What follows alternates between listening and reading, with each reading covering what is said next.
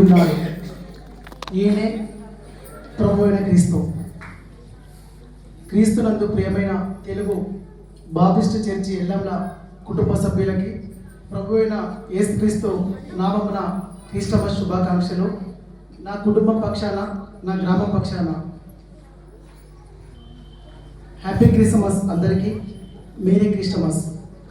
ఎల్లంల గ్రామ ప్రజలకు మరియు నా క్రైస్తవ సోదర సోదరీమణులకు క్రిస్మస్ పర్వదిన శుభాకాంక్షలు. ప్రేమ భావాన్ని, సేవ గుణాన్ని, క్షమ గుణాన్ని బోధించిన క్రీస్తు జన్మదినం క్రైస్తవులకు అత్యంత సంతోషకరమైన ఈరోజు.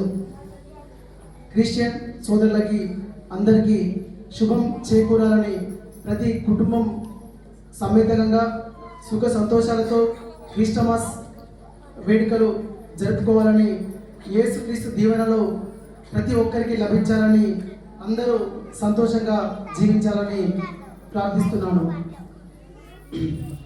అలాగే ఇక్కడికి విచ్చేసినటువంటి సంఘ పెద్దలకు మరియు ఇక్కడికి విచ్చేసినటువంటి నా గ్రామ ప్రజలందరికీ మరొకసారి క్రిస్టమస్ శుభాకాంక్షలు తెలియజేస్తున్నాను.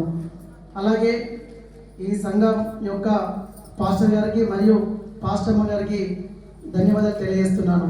నేను మొన్ననే 4 రోజులైతే ప్రమాణ స్వీకారం చేసి, మొదటగా సెమీ క్రిస్టమస్ ఇక్కడికి వచ్చిన, ఇప్పుడు ఇక్కడికి వచ్చిన మీ అందరికీ ఎట్టి పరిస్థితుల్లో కూడా ఆ రోజు ఎలక్షన్ ఏం చెప్తున్నా ఇప్పుడు కూడా అలా చెప్తున్నాను. మీ అందరికీ ఎప్పుడు అందుబాటులో ఉంటా.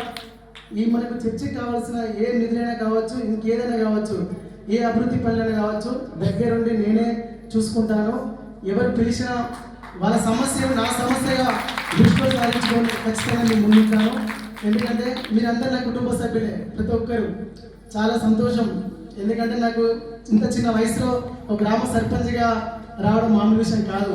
మీ అందరూ ఎంత కలిసికట్టుగా పనిచేస్తారో కూడా నాకు ఆ విషయం తెలుసు. అదేవిధంగా కూడా మీ కుటుంబంలో ఏ సమస్య వచ్చినా మీ సమస్యను నా సమస్యగా దృష్టిలో పెట్టుకొని మీకు 24 గంటలు అందుబాటులో ఉంటానని కూడా నేను మాటిస్తున్నాను.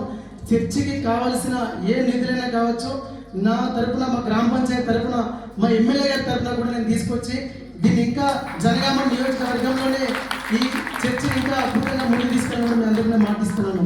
థ్యాంక్ యూ ప్రతి ఒక్కరికి.